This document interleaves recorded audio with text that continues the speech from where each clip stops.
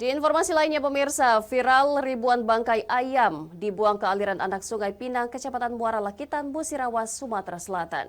Diduga bangkai ayam tersebut sudah 3 hari dibuang sehingga aroma busuk menyengat dan membuat warga resah.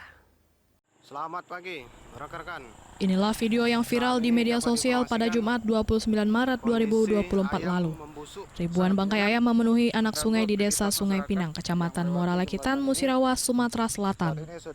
Ribuan bangkai ayam itu dibuang ke sungai oleh pengusaha ayam potong. Diduga pemilik ayam panik karena ribuan ayam mati secara bersamaan. Menurut informasi yang didapat, pemilik usaha ayam potong bingung karena saat itu sedang hujan deras. Pemilik usaha tak memiliki alat berat untuk menguburkan ribuan bangkai ayam.